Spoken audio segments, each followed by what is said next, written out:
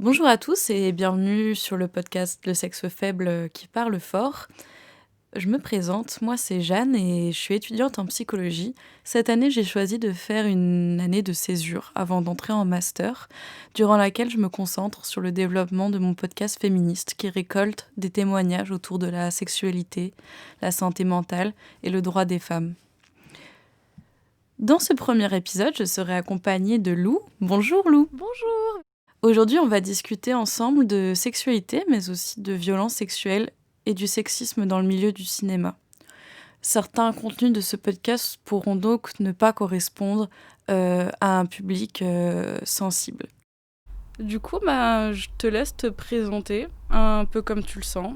Voilà, si tu avais quelques minutes pour te définir auprès d'inconnus qui nous écoutent aujourd'hui, qu'est-ce que tu voudrais que nous sachions de toi ? Alors, je m'appelle Lou, j'ai 21 ans, je suis étudiante, j'apprends à faire du son, plutôt au cinéma. Mais bon, tout ceci est en réflexion et en construction. Je suis une femme cisgenre, puisque ça va être un peu le sujet. Je peux considérer que je suis bisexuelle, même si c'est aussi en réflexion et en construction. Non, c'est bien parce qu'on va beaucoup réfléchir aujourd'hui, donc... Alors, on n'est pas sortis du sable. Non, voilà, c'est la... Je crois que c'est vraiment les choses les plus basiques. J'ai grandi à Paris, je vis à Paris, j'étudie à Saint-Denis. Voilà, je crois vraiment que c'est les trucs les plus intéressants à dire. Et du coup, je vais commencer par une première question un peu générale, qu'on posera d'ailleurs, je pense, à chaque épisode, qui est à quel moment de ta vie tu as commencé à te sentir / ou te définir comme une femme, avec un grand F. Alors, moi, on m'a assignée femme à la naissance, donc il y a toute une première partie de ma vie où je me suis considérée comme une femme parce que c'est ce qu'on me disait et que ça me paraissait n'entrer en contradiction avec absolument rien. Donc il n'y avait pas de raison que ce soit pas vrai. Et du coup, je ne saurais pas du tout dater un moment où je me suis dit je suis une femme. En fait, j'ai la profonde sensation d'être une femme, j'ai cette certitude absolue. Je ne suis pas du tout quelqu'un qui suis en questionnement sur mon genre. Autant je suis en grand questionnement sur ma sexualité et c'est pas toujours simple, autant mon genre, j'ai cette harmonie intérieure hyper claire de je sais pas du tout ce que c'est. Par contre, je sais que cette étiquette de femme me correspond tout à fait. J'ai cette approche assez instinctive, je sais pas si elle a toujours été là, mais dès lors que je me suis posé la question, à toutes les étapes de ma vie, cette étiquette-là a toujours hyper bien collé pour moi. Et est-ce qu'il y a un moment auquel tu pourrais penser qui, selon toi, formerait en quelque sorte une scissure entre le moment où tu te sentais fille, enfant, et le moment où vraiment tu as pris conscience d'être une femme adulte? Je sais pas. En fait, moi, je me suis beaucoup posé la question enfant-adulte et pas fille-femme. Parce que si tu me demandes à quel moment j'ai commencé à me sentir adulte, à peine aujourd'hui. À 21 ans, tout doucement, avec le fait de... Je vis plus chez mes parents depuis quand même de nombreuses années. J'ai eu tout un tas d'expériences adultes et pour autant je gagne pas ma vie, je suis encore étudiante, donc c'est une frontière qui pour moi est très floue. Sur plusieurs années j'ai l'impression de devenir de plus en plus adulte, mais depuis que j'ai quitté chez mes parents, je pense. Donc en soi j'ai arrêté de vivre chez mes parents dès l'âge de 15 ans, donc ça fait un moment. Mais voilà, c'est très très graduel depuis mes 15 ans. J'ai l'impression d'être de plus en plus adulte et je trouve que là, à 21 ans, je commence à atteindre un truc qui ressemble vraiment à un adulte. Mais c'est récent. Et c'est toujours la problématique qui m'a posé question. Alors que le fait de passer de fille à femme, je me suis jamais trop posé la question. Et a posteriori, si je me la pose, je pense que je suis devenue une femme plus jeune que quand je suis devenue adulte, quoi. Donc je sais pas exactement. J'ai l'impression que le fait de passer de fille à femme, pour moi, ça a dû se faire fin collège, début lycée. avec une question de puberté et le regard des autres.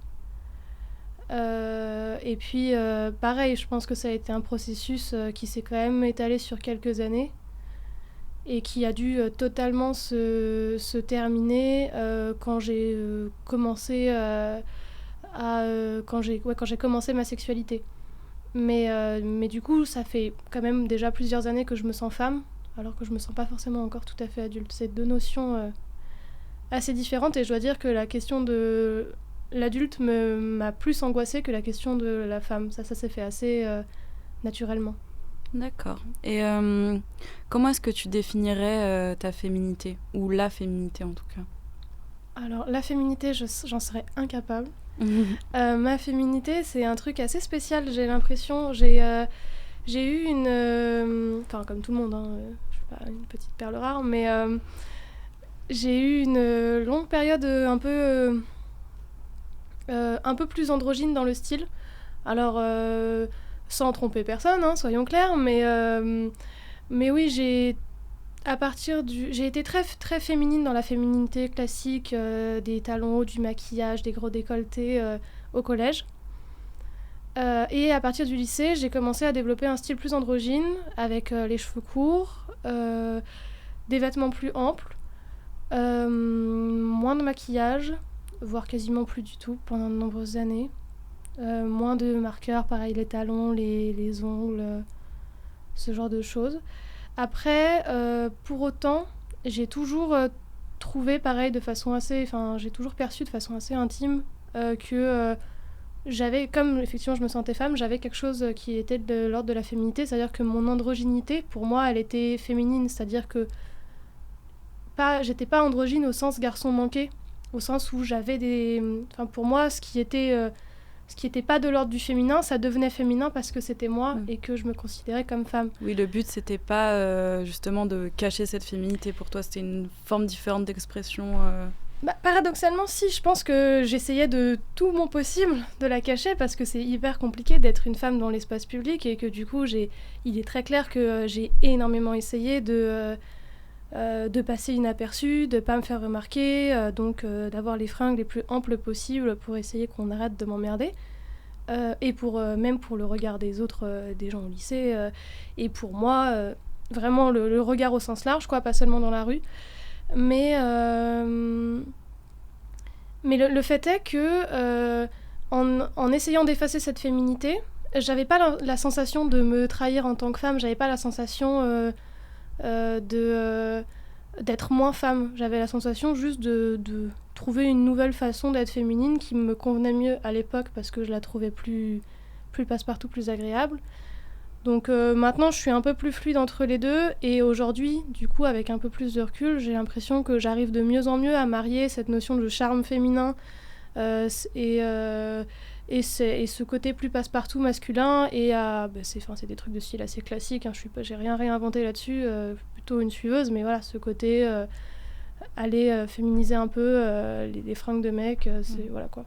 Alors c'est vrai que du coup, si je fais le lien avec ce qu'on a dit avant, tu me disais que finalement, toi, ta féminité, elle avait toujours fait partie de toi et que, en effet, le questionnement était plus sur un passage d'enfant à adulte. Pourtant, là, ici, tu me dis que finalement, dans le regard des autres, tu as senti que tu étais devenue une femme et que du coup, tu as cherché à un peu enfouir ta féminité derrière ton côté androgyne. Donc, est-ce que c'est parce que tu fais la différence entre toi en tant que femme dans ton environnement et avec toi en tant que femme juste intérieurement? Ouais, je pense que j'ai pas formalisé à l'époque. Je m'habillais pour être confortable et j'étais confortable là-dedans, mais je me posais pas plus de questions que ça.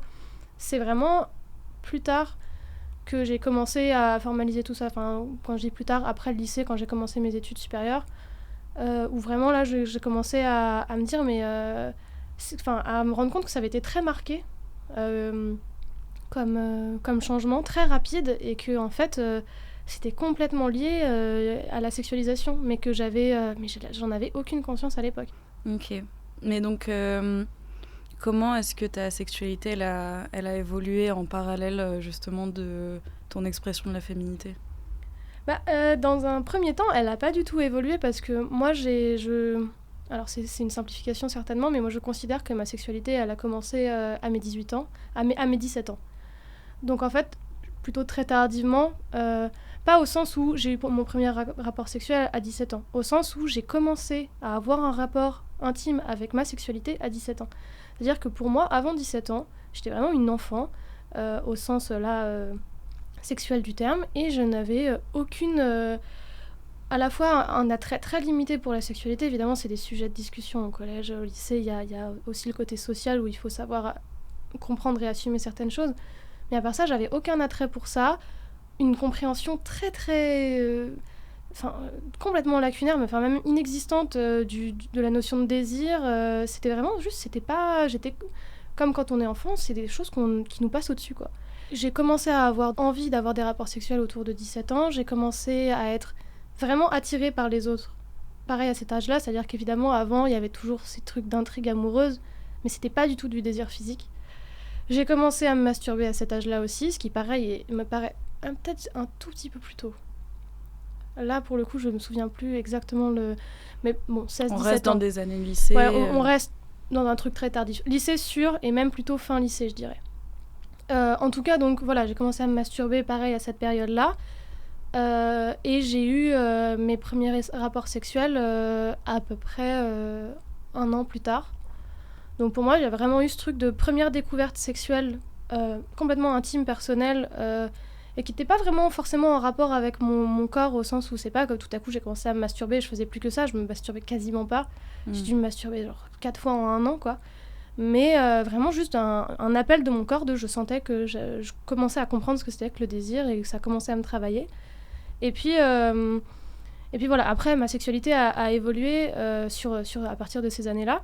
Mais du coup, il y a quand même eu un rapport à la sexualisation du corps, je dirais bien antérieur à mon éveil de la sexualité. Ce qui, je pense, n'est pas forcément le cas, parce qu'il me semble que tu as quand même pas mal d'enfants qui vont avoir des désirs sexuels et de jeunes adolescents, et qu'ils peuvent commencer à être sexualisés aux yeux des autres beaucoup plus tard. Donc, je suis pas sûre que ce soit un... Oui, bien sûr. En psychologie, on parle de la sexualité infantile, donc quasiment dès la naissance. Il y a une vie sexuelle chez l'enfant, puis chez l'adolescent. Après, bien sûr, elle n'est pas au sens de sexualité de l'adulte, voilà, comme on connaît nous, dont on parle en majorité dans la vie de tous les jours. Après, c'est vrai que le fait que tu en prennes conscience... seulement à partir de tes années lycée, c'est vrai que ça paraît plutôt tard, mais finalement, ça coïncide aussi pas mal avec ton éveil quelque part par rapport à ton féminisme, à ta sexualité, dans le sens où tu me dis que c'est à partir de tes études supérieures que tu as vraiment commencé à prendre conscience de ta place en tant que femme et même d'assumer ta sexualité, etc. Donc finalement, ça coïncide quelque part aussi. Donc du coup, il me semble que quand tu t'es introduite, tu as précisé que tu te revendiquais féministe. Dans le cas contraire, de toute façon, vu qu'on se connaît, je le sais. Du coup, j'aimerais bien que tu nous racontes ton chemin de pensée que tu as parcouru et qui t'a amené à percevoir le sexisme dans notre société actuelle comme tu l'appréhendes aujourd'hui.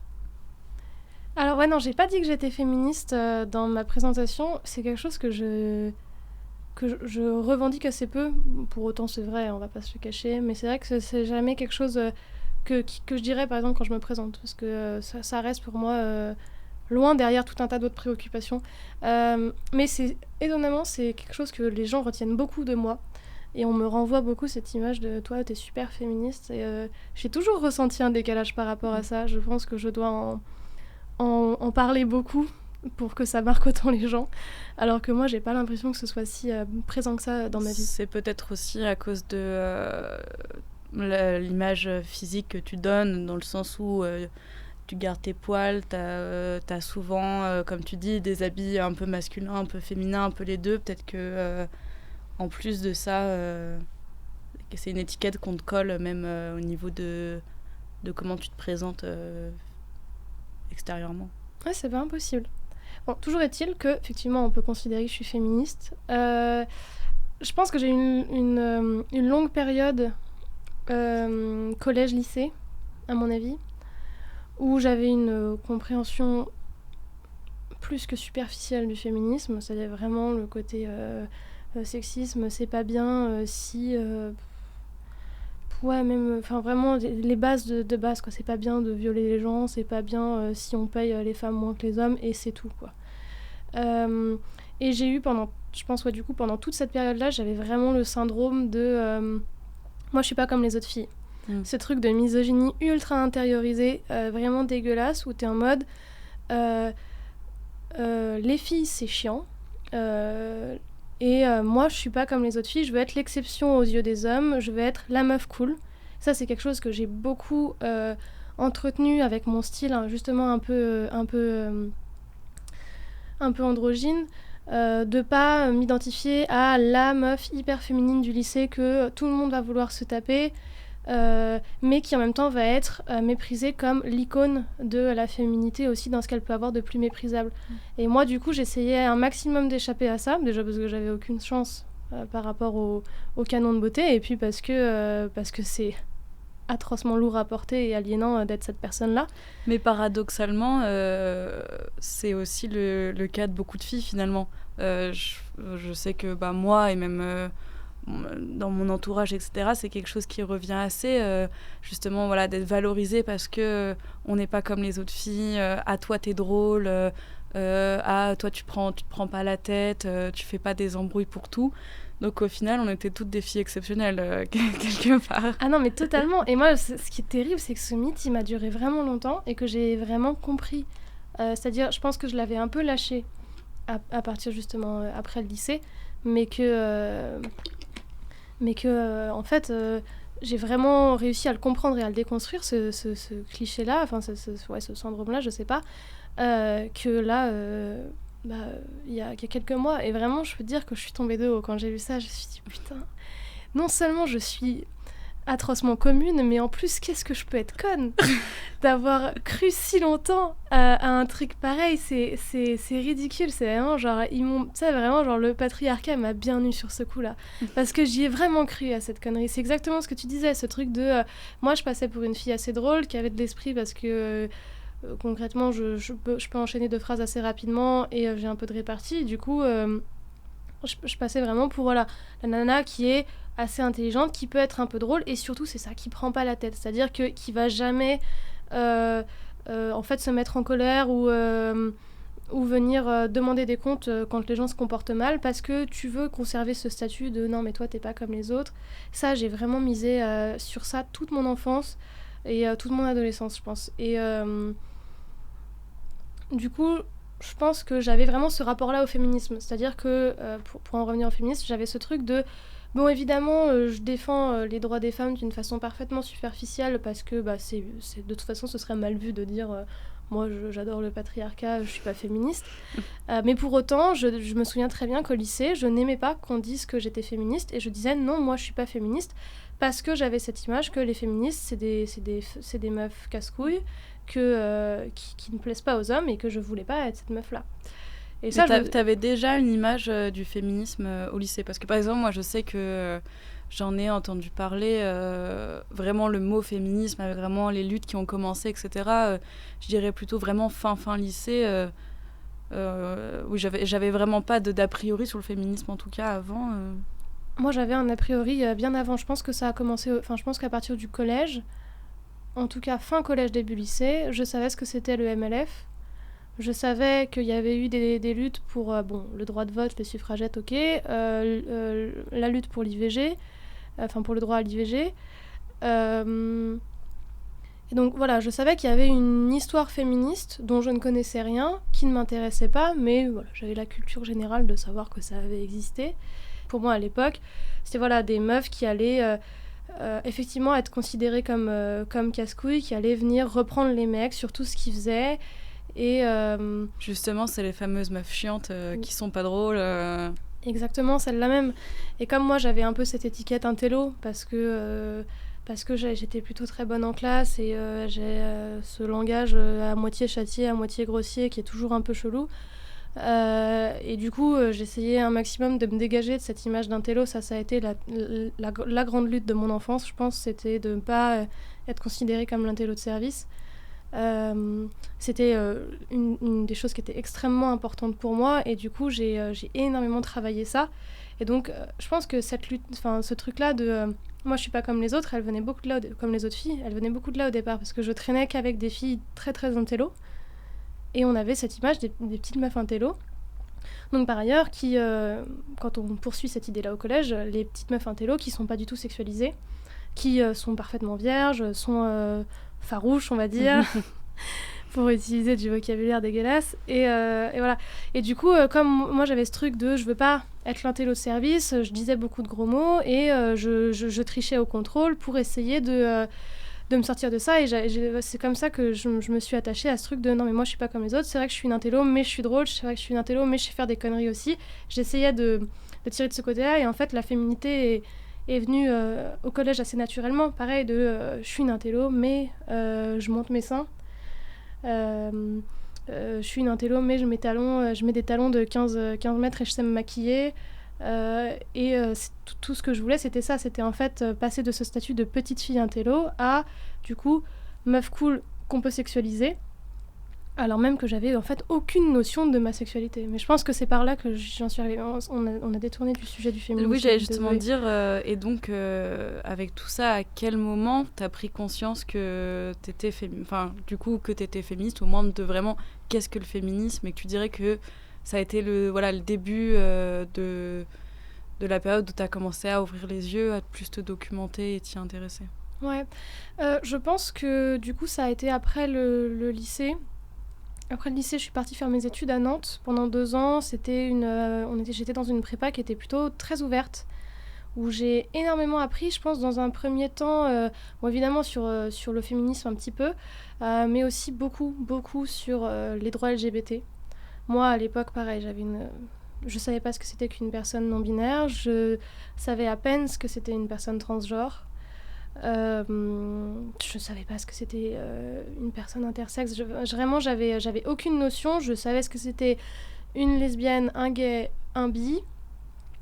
Et encore, c'était pas forcément méga clair. Enfin, mettons plutôt, je savais ce que c'était, mais j'avais aucune idée des discriminations qu'ils subissaient, que cette communauté subit, et quelle forme ça pouvait prendre. Et donc j'ai commencé à apprendre là-dessus, j'ai commencé à beaucoup apprendre justement sur ce que ça peut être une identité non cis. Et du coup j'ai fait toutes les conneries qu'il fallait pas faire, et j'ai appris, et voilà quoi. Je pense que ça a commencé comme ça, et très naturellement il y avait des questions féministes qui étaient liées beaucoup.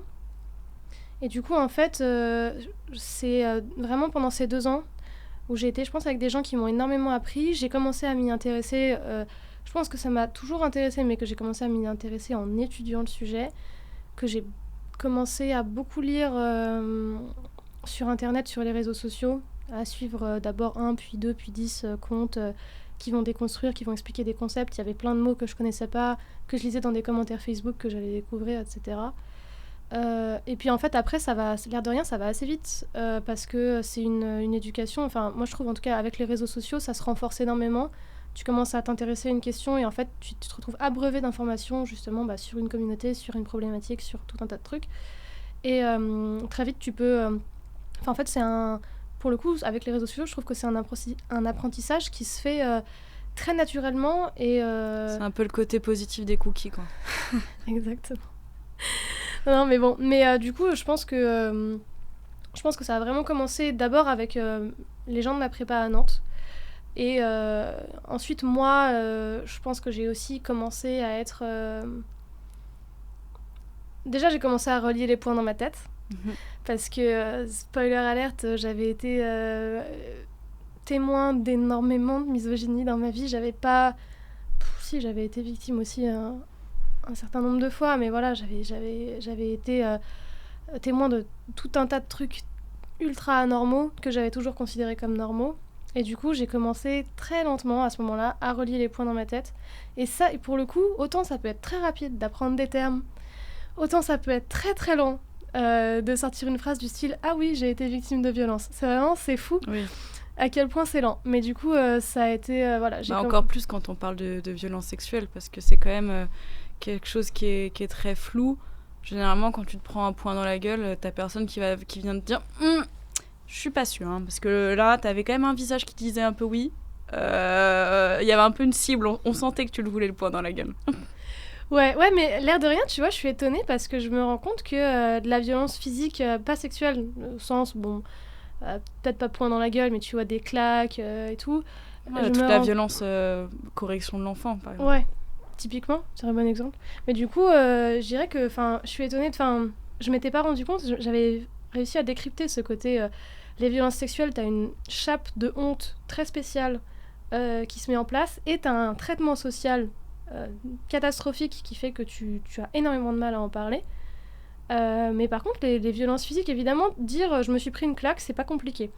Mais par contre, dire ouais, j'ai été une femme victime de violence, c'est en fait, il y a ce même processus un peu perfide de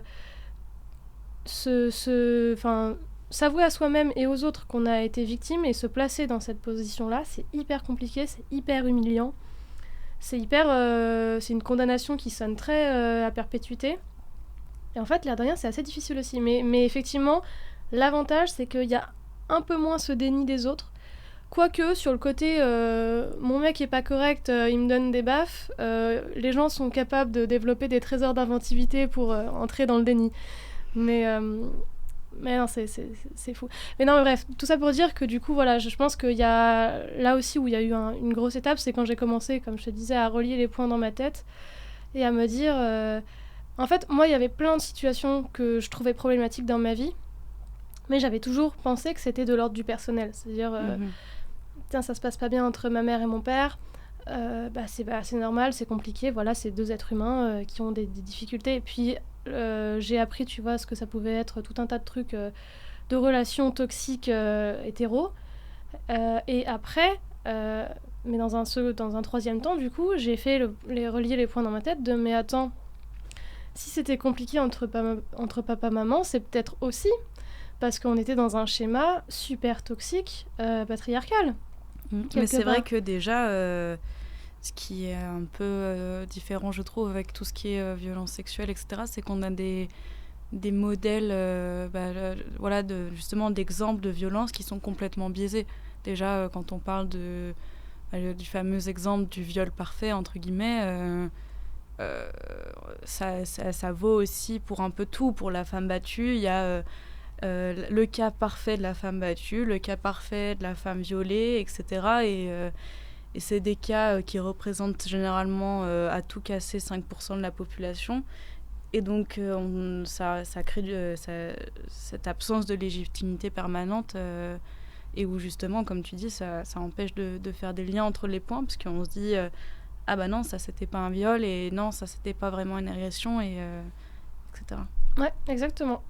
Et du coup, après, moi je suis quelqu'un qui ouvre sa gueule. Donc quand j'ai commencé à me rendre compte, à me renseigner et à comprendre certaines choses, je pense que assez concomitamment, j'ai commencé à ouvrir ma gueule vis-à-vis de gens qui me faisaient chier. Donc des gens qui me faisaient chier, comprendre des profs qui sortent des réflexions misogynes à plus savoir qu'en faire, qui sont condescendants au possible sur des sujets sur lesquels ils ne devraient pas l'être, etc. Et du coup, je pense qu'à partir de là, et c'est là qu'à mon avis aussi cette image de féministe me colle à la peau, c'est au fur et à mesure que j'ai appris à me déconstruire, et ça c'est un chemin long qui ne s'arrêtera jamais, et j'ai l'impression que voilà, j'ai atteint un rythme de croisière où je lis pas mal sur les réseaux sociaux, je consomme certains trucs, j'ai beaucoup de discussions avec des gens autour de moi qui s'intéressent aussi à ces sujets, et puis voilà, je construis des trucs dans ma tête, je déconstruis certains trucs, j'apprends à mieux comprendre certains concepts, j'apprends à mieux éviter certaines erreurs. Voilà, j'ai l'impression que c'est quelque chose d'assez stable aujourd'hui, et c'est aussi pour ça qu'à la fois c'est quelque chose qui m'intéresse, c'est sûr, en même temps c'est pas forcément quelque chose qui prend une place folle dans ma vie. Et Et de façon vraiment parallèle, j'ai fait pareil, mes premières armes de tu dénonces un truc, tu t'en prends plein la gueule, tu comprends pas ce qui t'est arrivé, tu veux plus jamais ouvrir la bouche.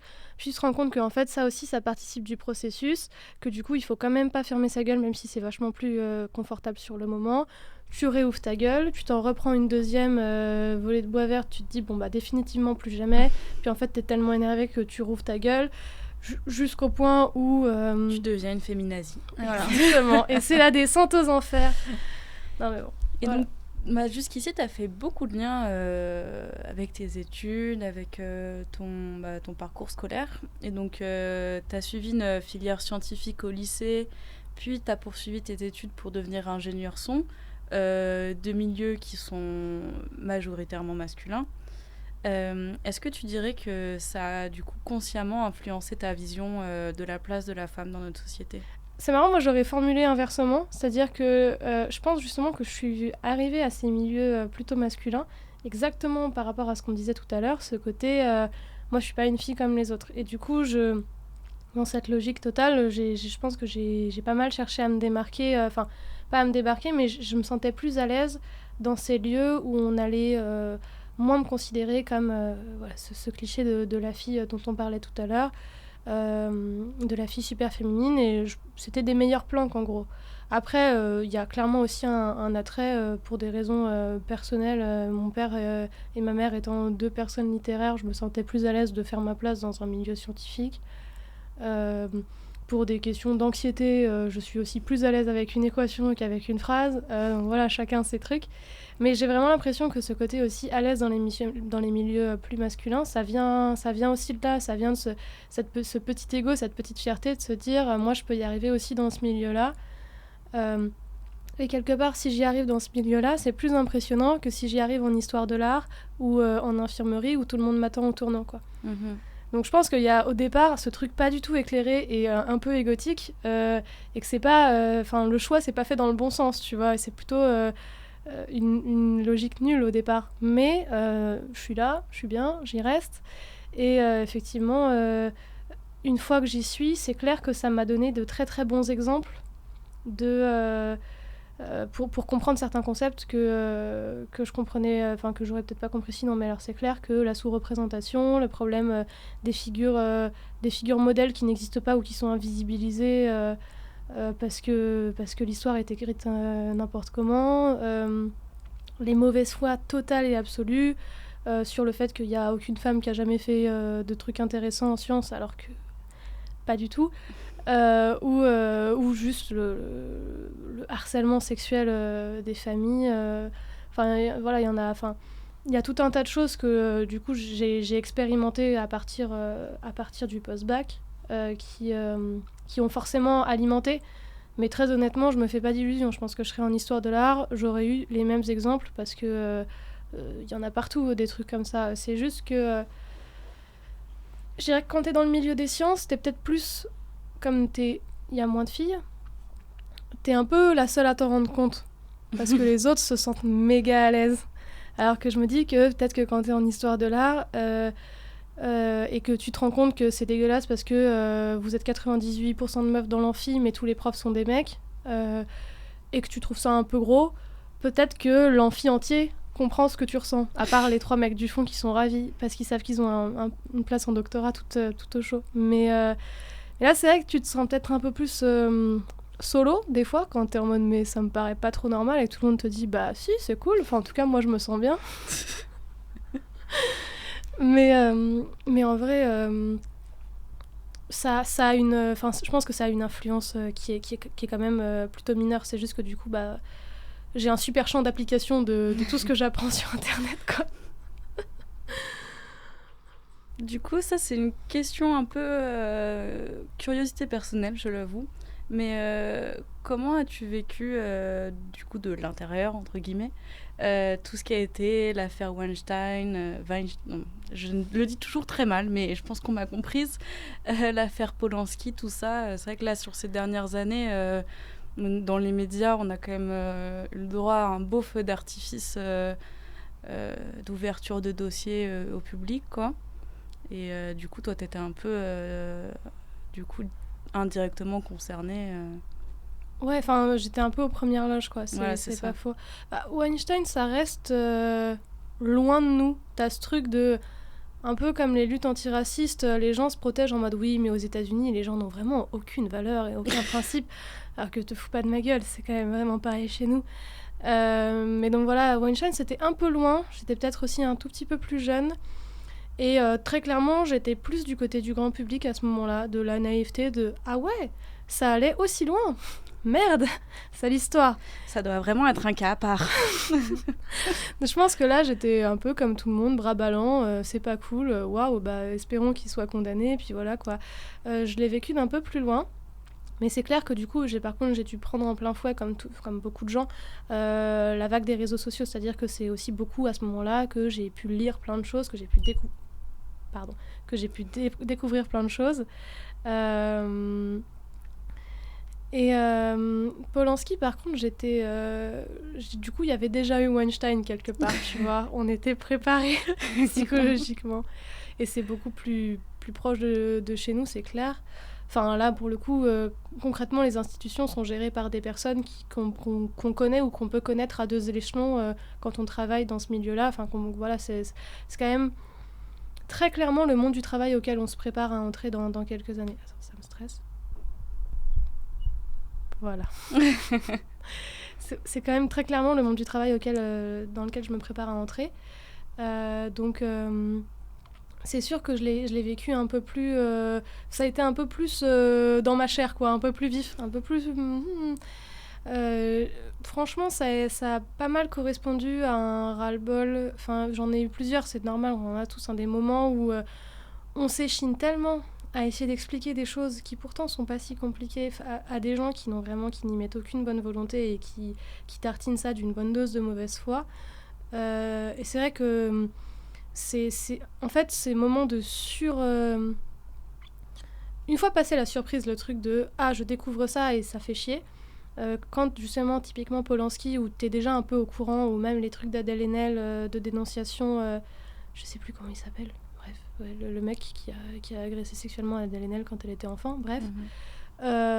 Quand t'es déjà un peu conscient que oui, c'est la dure réalité et que les gens qui disent qu'ils sont pas au courant, ce sont des gens qui se voilent la face ou qui se foutent de ta gueule, c'est vrai que dans ces moments-là, les grands battages médiatiques, à la fois, tu te dis, bon, c'est bien, c'est important. Il y a forcément des meufs, des personnes qui sont un peu jeunes, qui n'ont pas forcément encore pris le temps de penser à tout ça, à qui ça donne une bonne porte d'entrée. Il y a toujours 3 couillons dans la masse qui vont découvrir quelque chose et qui vont apprendre quelque chose. Mais en fait, ce battage médiatique-là, ça donne lieu à tellement de discours nauséabonds, tellement de moments où tu as l'impression que la décence humaine est mise aux enchères dans un débat et que ça devient normal, genre limite d'avoir un débat en mode est-ce que violer c'est bien ou pas, et que quelqu'un soit littéralement invité pour défendre le point de vue, bah pourquoi pas. Enfin, t'es en mode non mais arrêtons d'appeler ça un débat, on est censé, genre, enfin c'est pas censé être un débat ce genre de truc quoi. Ce genre de truc de mettre en débat ton corps et ta sexualité et tes expériences et tes expériences d'agression, ou pour essayer de... Tu sais, ce genre de conversation forcée où t'es un peu prié de parler de tes expériences d'agression sexuelle pour gagner un point face à un gars qui est en mode... en gros, la seule façon de convaincre quelqu'un, c'est que oui, il y a du sexisme sur cette terre, c'est de dire oui, mais moi, il y a un jour où j'ai demandé un stage et le mec m'a fait comprendre que si je le voulais, bah, fallait coucher avec lui. Et du coup, t'es censé genre offrir cette vulnérabilité totale qu'est la tienne comme argument, qui ensuite aura le droit d'être trituré et malaxé par la personne avec qui tu parles, parce que on est dans un débat, donc c'est un endroit où tout le monde peut attaquer, attaquer les idées des autres. Et t'es en mode oui, sauf que non, là on est en train de parler de moi. Et te retrouver dans des genres de trucs absurdes à dire la main elle était placée là ou là, la culotte il a descendu jusque là ou là, pour gagner un débat d'idées. T'es en mode non mais là il y a juste la notion de débat et celle qu'il faut remettre en question. Ouais, on a eu le noir de service, le gay de service, et maintenant on a la violet de service pour faire joli dans les plateaux télé, dans les séries. C'est hyper angoissant. Mais du coup voilà, moi ce genre de truc là, évidemment c'est positif parce que bon, à la fin de la journée, au moins pour Weinstein, t'as quand même un salaud qui se retrouve en prison. La prison n'est pas une fin en soi, et c'est même une institution complètement nulle, mais bon, c'est toujours ça de prix. Au moins, disons, un salaud qui est quelque part, qui est puni, en tout cas, qui fait plus de mal, c'est toujours ça. Et puis, au moins, voilà, ça ouvre peut-être à certaines personnes la possibilité de mieux comprendre un sujet qui est très important. Donc, c'est tant mieux, mais il y a vraiment des moments quand ça arrive où moi, je voudrais plus faire partie de la société juste 2 petites semaines, le temps que ça se calme, parce que tu te retrouves à avoir en permanence des débats nauséabonds sous les yeux, des trucs horribles dans tous les coins. Et franchement, pour moi, c'est plus des périodes éprouvantes nerveusement qu'autre chose. Oui, puis tout le monde en parle et tout le monde devient un peu un spécialiste de l'agression sexuelle, et donc tu as le droit à peu près à toutes les conneries possibles et inimaginables. Non, ça c'est sûr. Mais ouais. au niveau... D'autant que tu as un peu ce truc aussi de... comme les gens, moi par exemple, tu vois, me considèrent comme féministe et savent que je peux être sensible à ce genre de questions, il y a un peu ce truc de... On a l'impression qu'ils cherchent à me trigger, mais pas méchamment pour m'emmerder, mais en mode, ah oui, comme elle est féministe, ça doit l'intéresser, je vais lui en parler. Genre là, je sais pas si t'as vu, il y a Polanski qui a été... on lui a refilé un mandat dans l'Académie des Césars. C'est une honte. Quand tu vois la peine, tout ce qu'on a essayé de brasser autour de ça l'année dernière pour essayer que les gens se rendent compte que c'est pas normal et d'essayer de faire bouger ce truc-là, c'est un peu genre vraiment comme si quelqu'un te mettait une pichenette dans le nez en mode alors, c'est assez infernal, mais bon, j'ai vu ça, il y a rien que je puisse faire, ça m'intéresse pas plus que ça. Juste, je trouve ça assez déprimant comme idée et j'ai pas très envie d'en parler, tu vois. J'ai rien à en dire plutôt. Et tu vois, il y a des gens qui vont venir me voir en mode t'as vu ça ? Et genre, ils savent que j'ai vu. En fait, ils veulent en parler avec moi, un peu parce que je pense que ça leur plaît, le cirque de la meuf qui va se mettre hors de ses gonds, qui va bien parler, qui va dire quelque chose pour lesquels ils sont d'accord. Mais t'as l'impression que voilà, ça va aller un peu les flatter dans le fait qu'ils ont raison et qu'ils ont bien spoté le truc problématique et qu'ils sont contents. Donc ils viennent me voir pour avoir un genre de cookie en mode t'as vu, moi aussi j'ai remarqué et je trouve pas ça normal. Et du coup, je suis en mode ouais, mais je suis pas un automate à lancer des discours féministes. C'est très humiliant. Tu vas pas leur donner leur bon point féministe sur leur joli cahier de primaire. Ah ouais, putain. Et est-ce que c'est quelque chose qui a été discuté avec vos professeurs ou qui a donné lieu, en tout cas, à une prise de parole de la part de Louis Lumière ? Alors là, on entre dans un sujet... est-ce que t'as 3 heures ou pas ? Parce que ça va être compliqué. Là, si t'as remarqué qu'il y avait des collages sur les murs dans cette école... J'en ai vu un, oui. Ces collages sont la version extrêmement édulcorée d'une action qu'on avait faite au départ, qui était des peintures sur le même principe. On écrit des phrases choc sur le mur, mais c'était peint à la peinture noire. Les phrases peintes étaient nettement plus violentes que celles qu'on a collées là. Là, les trucs qu'on a collés, c'est des slogans féministes assez couillons, assez classiques. Typiquement, il y en a un en bas, c'est on ne naît pas femme, on en meurt, ou tu vois, ce genre de trucs. C'est des choses très simples qui vont trigger personne parce que tout le monde est content en mode oui, mais moi, comme j'ai pas tué de femme, tout va bien. Et hashtag not all men, si je peux me permettre. Et du coup, les collages sont assez consensuels et c'est d'ailleurs pour ça qu'ils sont restés. Les peintures, elles ont été recouvertes parce qu'elles posaient plus de problèmes. Je dis pas qu'elles étaient très intelligentes, mais elles avaient le mérite d'être crues. C'est-à-dire qu'elles parlaient de viol crûment et elles parlaient de Louis Lumière crûment aussi. Tout ça pour dire que les peintures et les collages sont arrivés comme un peu point d'orgue à un moment de longue tension dans l'école qui a commencé par ce truc très naïf de... en fait, ce qui s'est passé... Je vais essayer de la faire courte. Si c'est trop long, tu me coupes parce que c'est vraiment pas très intéressant à part quand ça t'intéresse Louis Lumière et les écoles de ciné. Il y a eu Adèle Haenel, du coup, qui a dénoncé ce fameux réalisateur dont j'ai oublié le nom, qui était pédophile. Ça a donné lieu à la Fémis et Louis Lumière qui font un communiqué public où ils soutiennent Adèle Haenel dans cette prise de position. Très bien, super. Mais ils ont jugé bon de faire un deuxième paragraphe où ils se flattaient que les deux écoles, Louis Lumière et la Fémis, soient à la pointe du féminisme en 2020, 2019 à l'époque. Et du coup, ils se sont pris un tollé des étudiants, en l'occurrence surtout des étudiantes, et notamment des réactions très vives par mail, donc en particulier d'une meuf qui avait vécu des trucs vraiment pas chouettes et qui foutait un peu la Fémis le nez dans sa merde en leur disant... en l'occurrence, elle s'était barrée à cause de ça, de la Fémis, et elle leur dit... alors vraiment, elle leur mettait le nez dans leur merde en leur disant « Moi, j'ai vécu ça, ça et ça, et vous m'avez répondu en m'humiliant et en me virant, donc allez vous faire foutre avec ce petit communiqué bien pensant. » Et... ça avait provoqué pas mal d'émotions chez pas mal des filles des deux écoles parce que, étonnamment, c'est pas une expérience isolée ce qu'elle a vécu, même si elle, du coup, c'est allé assez loin et elle est partie de l'école. Du coup, on a commencé à faire pas mal de réunions en non-mixité. Pour parler de tout ça, il y a plein de témoignages qui sont remontés. On les a un peu regroupés dans un document qu'on a diffusé dans l'école par une boucle de mail en leur faisant un petit mot, en leur disant voilà, calmez-vous sur les communiqués, faites attention parce que ça va pas ce qui se passe dans les écoles, c'est compliqué. Et alors là, ça a été un tollé, donc on s'est fait un peu traiter de tous les noms par tout le monde, par plusieurs élèves, par les membres de l'administration et les profs, et évidemment le directeur. Les directeurs, la directrice de la Fémis, le directeur de la Lumière. Et donc après ça, c'est engagé un genre de discussion, de dialogue de sourds où tout le monde faisait semblant d'essayer de comprendre le point de vue de l'autre alors qu'on se prenait vraiment que du mépris dans la gueule et que nous, on essayait du coup de faire prendre conscience à tout le monde qu'on encaissait plein de trucs pas cool et qu'il fallait au moins arrêter de faire semblant de croire que tout se passait bien, même si on résolvait pas les problèmes.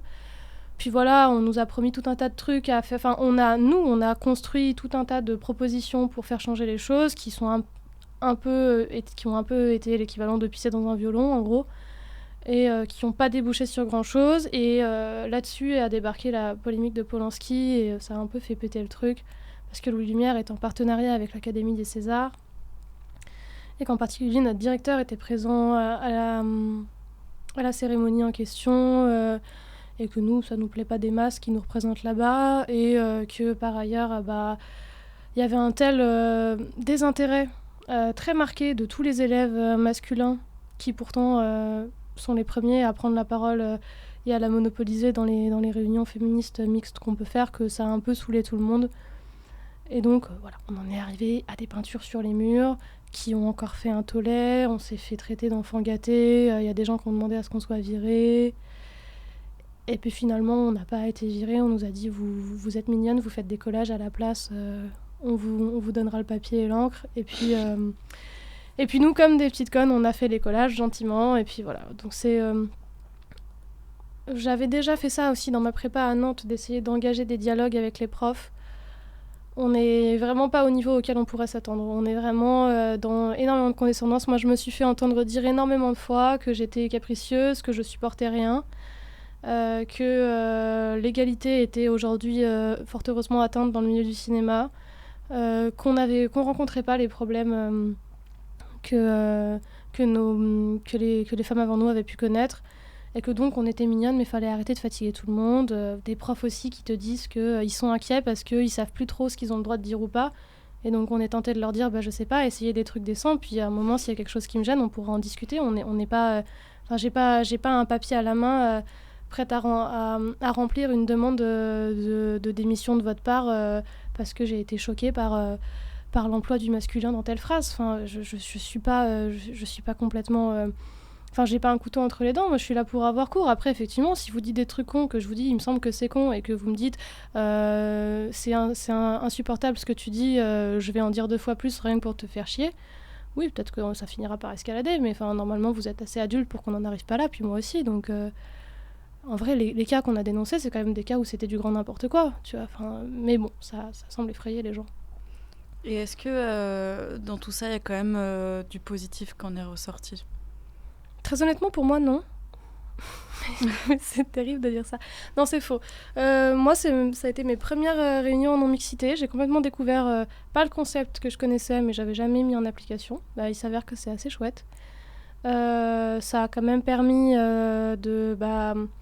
En vrai, il y a des choses concrètes qui ont été faites. Il y a un intervenant qui intervenait, qui était très problématique, qui n'est plus rappelé depuis. Il y a une mission qui était là pour dénoncer les... Enfin, une mission qui était chargée de veiller à l'égalité femmes-hommes au sein de l'établissement qui était pour le moins dysfonctionnelle.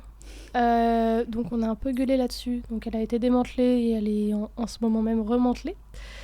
Mais bon, ça donne pas grand-chose, je crois. Enfin, en tout cas, c'est encore en cours, disons que c'est un peu long. En même temps, il y a une pandémie. Et voilà, donc il y a des choses très concrètes qui se sont passées, qui sont plutôt positives, mais j'avoue que moi, d'un point de vue personnel, je suis pas sortie enrichie, je suis sortie fatiguée. J'ai vraiment l'impression que j'ai pas gagné grand-chose, j'ai énormément donné de temps et d'énergie, et c'est à peu près tout. Après, si c'était... C'est un peu ce côté-là. Si c'était à refaire, je le referais, mais si demain faut recommencer, je suis fatiguée, quoi. Je sais pas si je peux recommencer, donc bon. Oui, finalement, c'est presque un peu une guerre de tranchées, si on peut dire. Finalement, on se bat énormément pour gagner 5 mètres qu'on va reperdre dans 2 semaines, quoi. C'est un peu... Ouais, c'est exactement ça. Oui, je pense qu'il y a une fatigue générale de la part de toutes les femmes. Je pense que ça se retrouve beaucoup. Est-ce que tu pourrais nous faire découvrir un projet ou une artiste féministe, voilà, quelque chose, soit qui t'a marqué à l'échelle de ta vie ou récemment qui a attiré ton attention? Il faut que je réfléchisse 2 minutes. Alors, c'est assez connu, mais je le dis quand même, il y a les BD de Liv Strömquist. Je crois qu'elle est suédoise, qui sont vraiment très bien. Moi, ma vision du truc, c'est que c'est des BD un petit peu de vulgarisation de sociaux, en fait, sauf que c'est axé sur le féminisme. Et donc, en fait, ça parle de féminisme, mais d'une façon... Moi, ça me fait rire. Après, c'est pas...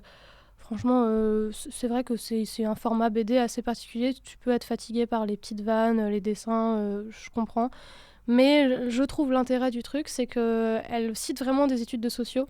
Beaucoup. Et en fait, après, elle les vulgarise, elle les simplifie énormément et elle en fait des petites blagues dans des cases. Et à la limite, je comprends que la BD, tu sois pas complètement à craquer dessus. Moi, ça me plaît beaucoup, mais je comprends que ça te paraisse pas forcément fascinant. Mais au moins, ça a le mérite de citer pas mal d'études et si jamais, toi, c'est pas ton kiff, le format BD, en plus, ça te permet d'approfondir, toi, de ton côté. Ça, c'est vraiment bien. Après, moi, je fonctionne quand même vraiment beaucoup avec les réseaux sociaux et YouTube. La chaîne YouTube ContraPoints que j'ai découvert qui m'a appris énormément sur les questionnements de genre. Ça, c'est vrai que c'est une chaîne que j'ai découvert il n'y a pas si longtemps et qui m'a appris énormément. Après, je pense que tout dépend de où t'en es parce que faut voir aussi que moi, les questionnements de genre, comme je te dis, j'ai un rapport au genre qui est pas très conflictuel me concernant. Et du coup, forcément, c'est triste, mais c'est comme ça. Je me pose peut-être moins de questions au quotidien parce que c'est pas un sujet avec lequel j'entre beaucoup en conflit personnellement. Et du coup,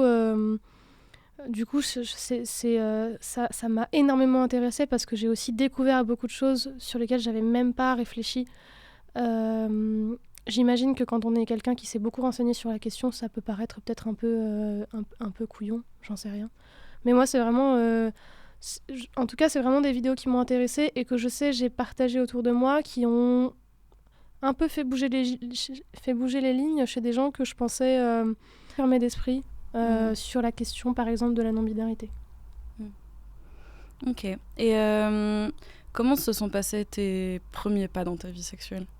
Je te laisse même, on l'a déjà un peu défini plus tôt ce que tu considérais tes premiers pas dans la vie sexuelle, mais voilà, je te laisse répondre à la question comme toi tu l'entends. Alors, du coup, j'ai commencé, mon premier acte sexuel, ça a été de la masturbation, mais c'était pas mon truc. Voilà, ça m'était venu un soir comme ça, j'avais même pas capté ce que je faisais. Après coup, j'étais dit, putain, mais attends, mais quand on dit se masturber, mais c'est ça en fait. Donc vraiment, la meuf, elle a 16 ans, mais elle est pas finaude, quoi. Elle met du temps à faire le lien. C'était assez frustrant, c'était pas très agréable. J'avais pas une immense culpabilité, par contre, je me sentais pas sale. J'étais quand même... j'étais quand même un peu honteuse. Évidemment, j'aurais pas voulu qu'on me surprenne, bien sûr. Mais voilà, c'est pas non plus quelque chose dont j'étais fière. J'en parlais pas du tout autour de moi à mes potes, en mode « Ah putain, mais j'ai découvert ça, et toi, comment tu fais ?» Pas du tout, du tout. Mais en fait, au fond, c'était vraiment pas trop mon truc, quoi. J'étais pas du tout fichue de me donner du plaisir. Et même quand j'ai commencé à avoir des partenaires, pendant un long moment encore après, je me masturbais pas parce que je trouvais ça sale ou quoi, mais parce que vraiment, j'arrivais pas. À la limite, je me faisais mal. Enfin, je finissais par me faire mal en essayant de me pénétrer avec mes doigts. Ça marchait pas, c'était nul. Voilà, c'était pas fifou. Et puis après, du coup, j'ai commencé... j'ai eu une première expérience sexuelle un petit peu spéciale, comme tu sais, qui était un plan à 5, avec 3 mecs et 2 filles, dont moi, donc. Et du coup, c'était bizarre. Je m'y attendais pas, c'est des gens que je connaissais pas. Ça s'est fait comme ça, parce qu'après une soirée au bar, ça a été... c'était vraiment le genre de truc où c'est ta tétanie de première fois de qu'est-ce que je fais, et en plus, j'avais pas un individu à gérer, mais 4, donc ça a été très, très bizarre. Et ça a été une première expérience très drôle, mais pas... au fond, d'un point de vue sexuel, j'ai pas appris grand-chose ce soir-là, à part comment faire une fellation. C'était ma première. Et puis après ça, j'ai eu pendant 2 ans, je sais plus, 1 an et demi, 2 ans, j'ai eu des rapports sexuels qu'avec des filles. Et puis ensuite, et du coup j'avais un peu cette appréhension parce que j'ai l'impression d'avoir jamais vraiment couché avec un mec, vu que j'avais couché avec 3 mecs vaguement, dans une soirée quand même étrange. Et après, jamais. Donc j'avais quand même pas mal cette appréhension de la pénétration. Ma première fois m'avait fait mal, j'avais saigné, c'était pas fifou. Ta première fois avec un pénis, du coup. Ouais. Mais ce que je considère comme ma première fois, c'est vraiment comme ça que je m'y réfère. C'était mon premier acte sexuel vraiment avec partenaire. J'avais reçu un cuni une fois avant. Et pareil, hein, on peut parler d'anticlimax, c'était vraiment pas fou. Donc c'était pas une expérience du tout que j'avais vécue comme fondatrice de quoi que ce soit. Par contre, cette expérience à 5, on en dira ce qu'on voudra, ça a été fondateur. C'est-à-dire qu'après, je ne me sentais plus vierge. Et pour moi, à ce moment-là, c'était très important. Ensuite, voilà, j'ai commencé à avoir des partenaires masculins et ensuite j'en ai eu un certain nombre. Ça a été un peu un chemin de croix pour trouver le plaisir. Et du coup, paradoxalement, ma vie sexuelle seule, avec la masturbation, s'est épanouie. Je dirais que uniquement après que j'ai réussi à trouver le plaisir avec d'autres. Et oui, ça a été vraiment un travail de copie, quoi. Au début, moi, je savais pas me donner de plaisir, donc j'ai dû apprendre avec les autres. Un peu par coup de chance, il faut être honnête, parce que j'ai beaucoup essayé, ça marchait pas du tout. Et ça a fini par donner des trucs, et puis finalement parvenir à l'orgasme. Et seulement après, en ayant un peu pris mes marques avec l'orgasme avec un partenaire, j'ai pu commencer à trouver des trucs qui me plaisaient vraiment seule et qui me satisfaisaient. Donc je dirais que ma vie sexuelle, elle a vraiment c'est pour ça que je marque pas ma première fois, par exemple, toute seule, parce que c'était de l'ordre de l'expérimentation pas folle, quoi. Donc c'est pour ça que je marque, je pense, ma première fois avec un partenaire, parce que pour moi, ça reste un truc assez important. Après, je dirais que la grosse question de ma vie sexuelle, de tout le début de ma vie sexuelle jusqu'à assez récemment, je dirais jusqu'à l'année dernière à peu près, c'était l'orgasme. C'est-à-dire que, comme je te dis depuis tout à l'heure, c'était pas fou, c'était pas dingue, c'était un peu laborieux, etc. En fait, je prenais quand même pas mal de plaisir. Notamment toute cette période où j'ai couché donc avec des filles, je prenais beaucoup de plaisir, j'aimais beaucoup faire l'amour, je le faisais relativement régulièrement, c'était très agréable. J'avais absolument pas d'orgasme. Très honnêtement, je pense que j'en donnais pas à mes partenaires, ou alors vraiment pur coup de bol. Mais voilà, c'était une vie sexuelle qui n'était pas du tout centrée autour de l'orgasme. Et paradoxalement, comme je faisais, enfin pas paradoxalement, je sais pas, mais comme je faisais l'amour qu'avec des filles, l'orgasme me posait pas beaucoup de questions, parce que Évidemment, pour moi, l'orgasme, c'était quelque chose de masculin. C'était l'éjaculation. Bien que l'éjaculation soit pas forcément masculine, ceci dit. Mais voilà, c'était quelque chose, en fait, qui me posait pas nécessairement question. Je ressentais pas une grande frustration. À la fin de l'acte sexuel, je ressentais pas une grosse frustration. C'était vraiment des relations qui étaient centrées autour vraiment du corps de l'autre, des caresses, des baisers, et c'était tout, quoi. Et ça me suffisait à ce moment-là plutôt assez bien. J'étais pas en demande d'autre chose. Et quand j'ai commencé à faire l'amour avec des mecs cisgenres, et donc là, je suis vraiment rentrée dans une ère de relations centrée sur leur pénis, enfin sur le pénis de mes partenaires. Alors là, ça a été... l'orgasme est devenu la question centrale. C'est-à-dire qu'à la fois, l'orgasme de mon partenaire, c'était hyper important pour moi de faire jouir mon partenaire, et quand je n'y arrivais pas, c'était une catastrophe. Quand j'arrivais pas non plus à faire bander mon partenaire, c'était une catastrophe. Enfin, je me sentais pas bien. À la fois, j'étais un peu en colère contre lui, puis j'avais honte de moi. J'étais hyper frustrée. Donc c'était quelque chose de super malsain. Je pense que je devais être une partenaire très anxiogène de ce point de vue-là. Je pense que j'ai vraiment été une très mauvaise partenaire sexuelle pendant très longtemps. Et voilà. Et par ailleurs, mon orgasme aussi, ou plutôt mon non-orgasme, est devenu un problème. Alors que jusque-là, ça n'avait pas forcément été tellement le cas, même si ça me posait question. Là, c'est devenu un vrai souci, c'est-à-dire que... un peu une obsession, quoi. Parce qu'il y avait une énorme frustration. Tous mes actes sexuels se terminaient par une très grande frustration. Et ma libido a explosé à ce moment-là parce que j'étais sans arrêt excitée par des actes sexuels qui m'approchaient de l'orgasme et qui m'arrêtaient toujours avant. Et c'était du coup super compliqué parce que j'avais une très grosse libido, ce qui était jugé comme plutôt très anormal par mes partenaires masculins, pour une fille du coup. Ce que je vivais pas bien, parce que du coup j'avais l'impression d'être carrément nympho. Et je pense que je me jugeais beaucoup moi-même. J'avais pas tellement besoin que mes partenaires le fassent pour me considérer comme un peu dégueulasse. Et du coup, ça a été un cercle super destructeur où l'orgasme, c'était toute la question centrale. Et le fait que j'ai pas d'orgasme, c'était tout mon problème.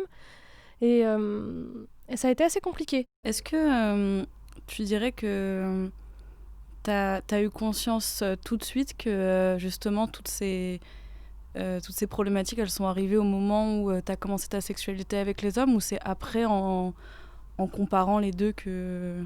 Pas du tout. Et je vais même te dire, je pense que c'est en te le disant maintenant que je m'en rends compte. C'est-à-dire que je m'étais jamais posé cette question. J'ai toujours su, de façon très claire, que ma sexualité avec les filles était très différente d'avec les mecs. Mais je le rattache au fait que c'était très cloisonné dans le temps. C'est-à-dire que j'ai d'abord couché qu'avec des filles et ensuite qu'avec des mecs. Exception faite d'une fille une fois. Voilà, j'ai eu un peu un truc partitionné. Et je pense que la deuxième chose très floue, c'est que j'ai... ça va être un sujet, je pense qu'on va aborder juste après, mais pendant très très longtemps, j'étais persuadée d'être hétéro. Et j'ai fini par dire bi parce qu'il fallait se rendre à l'évidence. Je couchais quand même beaucoup avec des filles. Mais j'ai un énorme conflit personnel avec... cette histoire de bisexualité, parce que j'ai ce truc très très couillon que j'ose pas trop me revendiquer bisexuelle, parce que j'ai l'impression que j'ai quand même un romantisme et une sexualité très centrée sur les hommes, et du coup j'ose pas trop, j'ai l'impression de m'approprier une étiquette qui est pas forcément légitime, parce que j'ai pas l'impression d'avoir reçu beaucoup de discrimination autour de tout ça. J'ai l'impression de m'approprier quelque chose qui est pas tout à fait à moi, et donc ça me met mal à l'aise. Et donc je pense aussi qu'il y avait ce truc très confus j'ai toujours su que quand je couchais avec des filles, c'était pas exactement pareil que quand je couchais avec des mecs, soit parce que j'ai une attirance plus grande pour les hommes, et du coup je prenais cette vie sexuelle là plus au sérieux, soit parce que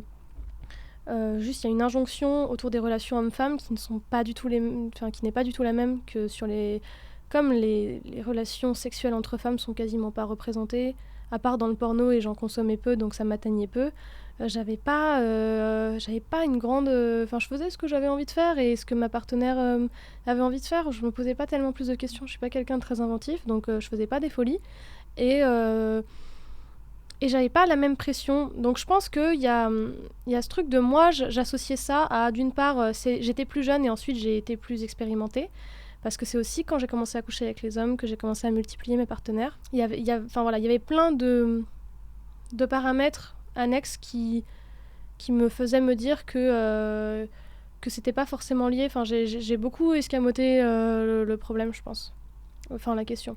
Est-ce que, du coup, dans tes relations, tu as eu l'impression que, avec les femmes, tu étais plus safe qu'avec les hommes? Dans le sens où, peut-être avec moins de jugement ou moins d'inquiétude de mal faire ou de pas correspondre à justement la femme sensuelle, sexuelle, qui fait tout comme dans les pornos, je ne sais pas. Enfin, en tout cas, toi, selon ta définition du sexe safe, est-ce que tu penses que ça a été plus le cas avec des femmes qu'avec des hommes ou pas du tout? Je pense que j'ai été plus safe avec mes partenaires féminines. Mais après, enfin, c'est pas loin d'être un hasard. Peut-être que je suis naïve là-dessus, mais effectivement, moi, enfin, le gros souci, je pense que j'ai eu à un moment, c'est que je considérais, enfin, que j'avais une libido assez haute et que je considérais que les mecs avaient une libido infinie. Et que donc, c'était les partenaires parfaits pour user cette libido qui était un peu haute que j'avais. Et ça, c'est du coup, comme c'était une idée reçue complètement con, genrée que j'avais en tête, ça faisait de moi une partenaire pas safe pour mes partenaires hommes. Problématique que j'avais moins avec les filles. Donc effectivement, peut-être que... Enfin, effectivement, j'ai été amenée à être plus safe avec... Ouais, j'ai été amenée à être plus safe avec les filles, je pense. C'est peut-être aussi un truc d'identification, c'est-à-dire que une fille qui est face à un comportement qui la met mal à l'aise, je suis peut-être plus susceptible de déceler chez elle les réactions et de comprendre, de m'identifier immédiatement et de comprendre. C'est vrai que je pense que quand j'ai été face à des hommes mal à l'aise, j'ai pas du tout su reconnaître le malaise de l'agression sexuelle. Et du coup, j'ai pas du tout vu les red flags de mon comportement assez tôt. Ça, c'est peut-être aussi une explication. Tout à l'heure, quand je t'avais demandé de citer des projets ou artistes féministes, on parlait justement de la chaîne Contrapoint. Donc toi, tu l'as prononcé Contrapoint, j'avoue que je ne sais pas exactement comment ça se dit. C'est ce qu'elle dit. Pour ceux qui ne connaissent pas, Julia, dans sa vidéo, elle explique qu'elle a mis du temps à assumer son homosexualité à cause du poids de la norme hétérosexuelle qui l'empêchait du coup d'avoir une vision objective de sa sexualité. Toi, du coup, quelle a été la réflexion que tu as eue après avoir visionné cette vidéo? Quel a été l'avant-après voilà, l'invitation que Julia t'a donnée autour de cette réflexion? Je pense que cette vidéo, elle a vachement résonné pour moi. Moi, je te dis, je pense que je suis en plein complexe de l'appropriation ou de l'imposteur, ou je sais pas, sur la bisexualité. J'ai jamais l'impression... Enfin, pourtant, je veux dire, c'est pas comme si jamais couché avec des filles. C'est vrai que j'ai eu moins de partenaires filles. Mais quand tu regardes ma sexualité, j'ai quand même eu un certain nombre de partenaires filles. Et pourtant, j'arrive pas à me considérer... en fait, comme je me reconnais dans plein de normes et que je suis très à l'aise dans la norme hétéro, je pense que ça doit être ça. Je me sens pas légitime à me dire bisexuelle parce que je me dis oui, c'est très pratique pour toi de dire que t'es bisexuelle, d'avoir le côté un peu cool entre guillemets d'avoir une sexualité différente, alors qu'en fait comme toutes les autres filles. Alors qu'en fait je profite à fond de tous les privilèges hétéros parce que j'ai un hétéro passing parfait. Donc bon, c'est vrai que je pense que j'ai vachement de mal à revendiquer cette identité. Et quand j'ai vu cette vidéo, ça a vachement résonné. Je me suis même dit, mais au fond, est-ce que je suis pas complètement lesbienne et que cette attirance pour les mecs est une construction totale? Alors, si c'est une construction, j'en suis pas encore sortie, clairement. Mais effectivement, j'ai senti... Enfin, dans cette vidéo, il y a une chose qui m'a marquée, c'est qu'elle disait, en fait, moi, le, le- la raison pour laquelle je me sentais bien avec des hommes et qui m'a fait penser pendant longtemps que j'étais hétéro, c'est que je me sentais... Enfin, j'aimais voir le désir dans le regard de l'homme en face de moi, et que ça, quelque part, ça validait le fait que je me sentais femme, je me sentais belle, et c'était vraiment il y a un manque de confiance en soi tel qui fait que ça, au moins, ça te rassure. Et là, tu te dis que ça y est, tu es enfin valide dans ton identité. Grâce à cette approbation masculine totale qui est celle du désir. Et puis ça, c'est hyper juste. C'est vraiment très très juste. C'est après, chacun a ses propres complexes d'identité. Et moi, comme je dis, j'ai pas un complexe d'identité de genre. Je pense que je me sens très à l'aise dans ma féminité. Mais par contre, ouais, ce truc de manque de confiance en soi et d'avoir désespérément besoin d'une approbation qui soit sincère, parce qu'on peut te dire mais oui, mais t'es super jolie aujourd'hui, tout le monde peut mentir, hein, on l'a tous fait pour une pote qui avait une tête de cul mais qui avait pas l'air d'aller bien, alors que ce côté bah oui, couchons ensemble, tu le fakes pas. Et du coup ce besoin désespéré d'approbation, je pense qu'il est très présent chez moi. Après, il est aussi présent avec les filles. C'est clair que quand une fille me porte de l'attention, ça me flatte. Euh, mais effectivement, il y a peut-être d'autant plus ce côté-là avec les mecs. Ce côté aussi, du coup, passif. Même si c'est paradoxal, parce que c'est souvent moi qui drague les mecs avec qui je finis par coucher. Mais en général, je les drague pour une bonne raison, parce que j'ai la sensation de leur plaire, à un moment ou à un autre. Finalement, c'est vrai que si on fait attention à tout ce qu'on a dit précédemment, on retrouve quand même justement ce besoin de la validation de la part de l'homme. Elle est quand même assez présente, parce que c'est vrai qu'on disait qu'il y a un moment où tu as un peu caché ta féminité pour justement prendre de la valeur auprès des hommes, puis que derrière, tes choix au niveau de tes études ont été aussi... quelque part un peu influencé par cette volonté de prouver que tu étais capable de faire un travail d'homme, entre guillemets. Et je pense que là, encore une fois, finalement, on se retrouve aussi face à cette demande de validation de la sexualité, et qui sait où on va encore retrouver l'envie d'être validé par les hommes. Mais d'ailleurs, qui, je pense, n'est pas du tout quelque chose qui est propre à toi, mais globalement à toutes les femmes. Même quand on regarde l'envie d'être des personnages, une fille n'aura jamais honte de s'identifier à un personnage masculin dans un film ou ce genre de choses, là où l'inverse sera pas vrai, et où ça sera négatif, ou en tout cas péjoratif de s'identifier à un personnage féminin quand on est un homme. Ouais. Après, c'est aussi les injonctions à la virilité, c'est encore un autre sujet, et c'est complexe aussi, quoi. Exactement. Dans la mesure où je te connais, Lou, je sais que tu as déjà été victime d'agressions sexuelles par le passé. Si tu pouvais dire quelque chose à la Lou avant ces agressions, qu'est-ce que ce serait ? Alors ça, je sais pas. En vrai, pas grand-chose, parce que malheureusement, je crois qu'on peut pas tellement l'éviter. Enfin, oui, en même temps, le but... Ouais, je sais pas. Non, mais...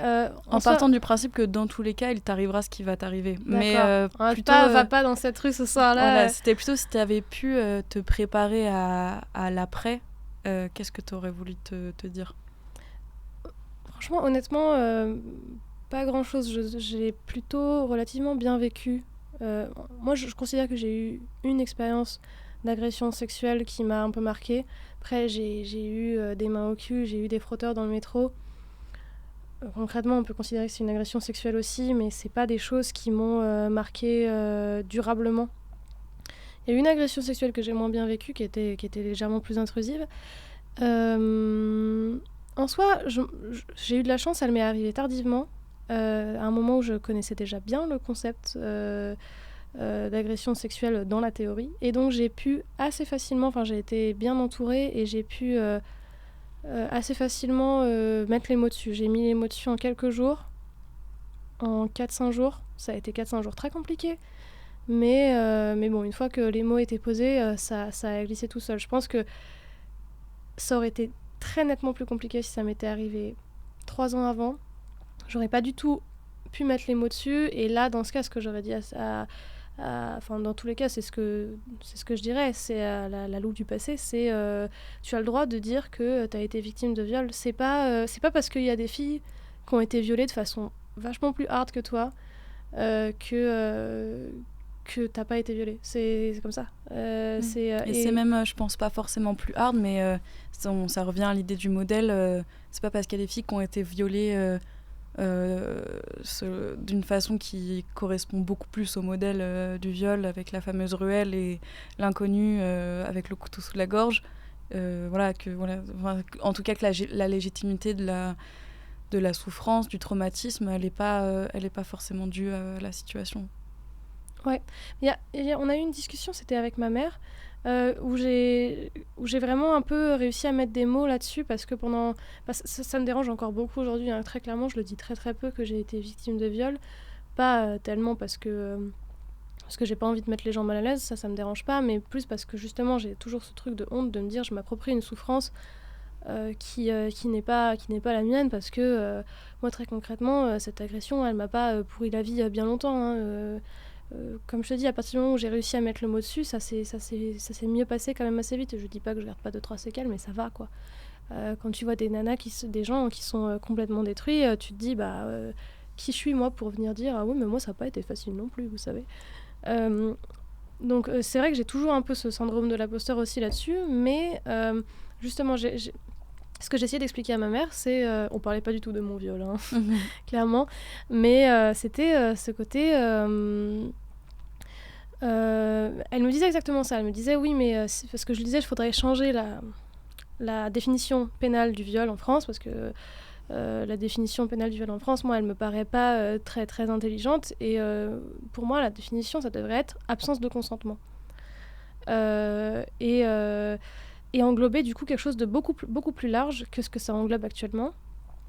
Et ma mère me disait oui, mais dans ce cas, d'un point de vue pénal, ce sera beaucoup plus dur de condamner gravement les viols qu'on va considérer comme les vrais viols, MDR, super violents, avec menace d'une arme, ce genre de trucs. Et je disais, d'un point de vue pénal, non. En fait, justement, il faudrait même plutôt généraliser ce truc que le pénal fait assez bien, d'avoir des catégories qui aggravent la qualification du crime que tu as fait, puisque le viol, ça reste un crime. Il faudrait avoir viol quand il n'y a pas consentement, même quand c'est sans aucune violence, sans aucune douleur physique, et même éventuellement qu'il n'y a pas eu de nom clairement dit, mais juste que effectivement le consentement pour autant n'était pas là. Il faudrait avoir ce truc-là de base, et ensuite viol sous la menace d'une arme, viol avec violence, viol avec barbarie, viol avec contrainte physique, genre attaché, enfin viol avec séquestration. Voilà, c'est ce qu'on fait quand on parle d'une agression physique, ou même, mettons, quand on parle d'un meurtre, on dit, voilà, meurtre avec barbarie. Ça, c'est quelque chose qu'on dit quand, effectivement, mais en même temps, je suis désolée, mais quand qu'on te viole ou qu'on te viole en te scarifiant en même temps, c'est quand même 2 crimes en un. Donc, apprenons à faire la différence, parce que t'as le trauma du viol, il est très particulier. Je trouve c'est un trauma très intime, très humiliant, très honteux. Et le trauma de la violence, très culpabilisateur aussi. C'est vrai. Et le trauma de la brutalité, c'est un autre trauma qui peut très très bien se superposer avec celui du viol, mais qui est très légèrement différent. Ça va être effectivement celui du stress post-traumatique, ça va être celui de la peur d'avoir vu la mort en face, ce genre de truc. Mais c'est des choses qui se cumulent. Enfin, vraiment, pour moi, c'est vraiment cette notion-là, en fait. C'est cette notion de... Le viol, ça devrait être banalisé comme l'absence du consentement. Absence de consentement dit ou, non, ou même non dit. Après, pour ce qui est de la loi, c'est sûrement plus compliqué. Pour ce qui est de l'usage du mot courant, c'est des choses qui se disent un peu au cas par cas. Pour moi, après, dans le dit et dans le non dit, évidemment, quand il y a la signification du nom, et que soit le nom, la personne va insister jusqu'à ce que tu dises oui, ou voilà. Après, c'est chacun. Il y a des gens qui subissent des actes sexuels forcés qui ne considéraient pas que c'est des viols. Et je comprends très bien. Il y a des gens qui les subissent et qui considèrent que c'est un viol. Je pense que chacun est assez grand pour mettre le mot qui lui fait du bien dessus, et que personne, à part la personne qui le subit, ne sait mieux qu'elle le mot qu'il faut mettre dessus. Et c'est un mot d'usage courant. Je pense là vraiment, je parlais de l'usage du mot au quotidien. Je pense il faudrait banaliser ce mot, et on se rendrait compte, si on le faisait, que énormément de gens sont victimes de viols au sens large. Les actes sexuels imposés, il y en a quand même un très grand nombre qu'on ne va pas qualifier de viol. Et je pense qu'on ne perd pas un mot choc en banalisant le mot viol, parce qu'en fait, des mots chocs, on en a plein. Si on veut garder le côté, une formule qui fait très peur pour parler d'un truc qui fait très peur, à savoir le viol avec séquestration et barbarie, eh ben on dit ça prend 3 mots de plus. Et à côté de ça, on peut tous parler de consentement de façon un peu plus éclairée. C'est ma vision des trucs, mais après, moi, c'est une formulation qui m'a aidée à mieux catégoriser les différentes expériences sexuelles déplaisantes que j'ai pu être amenée à rencontrer. Et tout à l'heure, tu disais que ça n'avait pas forcément eu un impact forcément très très fort sur toi, mais est-ce que tu as quand même remarqué une différence entre la Lou avant les agressions, ou l'agression que tu considères comme étant avant été vraiment traumatisante? Est-ce qu'il y a une différence entre la Lou d'avant et la Lou d'après? Ouais, clairement, bien sûr. Je pense que... moi, ce que j'ai noté, c'est vraiment, j'ai eu une baisse de libido très importante après cette expérience-là. Pendant longtemps, c'est pas du tout que je voulais plus faire l'amour ou que j'avais plus de désir. J'avais 2 partenaires réguliers à ce moment-là. J'ai continué à les fréquenter tous les deux assidûment. Mais c'est vrai que le côté, ce désir qui est très présent un peu tout le temps, c'est beaucoup effacé. J'ai vraiment eu c'est une formulation qui est dure, mais ça m'a calmée. Ça m'a calmée. Et l'autre chose que ça a changé très nettement, c'est que du jour au lendemain, j'ai arrêté d'avoir des aventures d'un soir. À partir de ce moment-là, je n'ai eu plus que des partenaires réguliers. Je n'ai plus couché qu'avec des gens que je connaissais. Donc c'est-à-dire que même les partenaires qui ne se sont pas avérés être des partenaires réguliers dans le temps, que j'ai vus maximum 1 fois, 2 fois, c'est des gens que je connaissais très bien. Enfin, je connaissais le nom, ils étaient de mon école, ou ils étaient des proches d'amis à moi. J'ai complètement arrêté de coucher avec des inconnus, en fait. Et même si c'est pas quelque chose de conscient, il me semble quand même assez clair que c'est lié. C'est-à-dire qu'il faudrait être naïf pour pas voir le lien. Je pense qu'il doit y avoir une appréhension et une peur sous-jacente. Mais c'est pas quelque chose que je subis. C'est-à-dire que moi, ça me freine pas, ça m'entrave pas dans ma vie sexuelle. Je pense que j'avais aussi fait le tour. J'arrive à un moment où j'avais aussi fait le tour de ce côté. Je suis jeune, j'ai des aventures d'un soir avec des mecs dans des bars.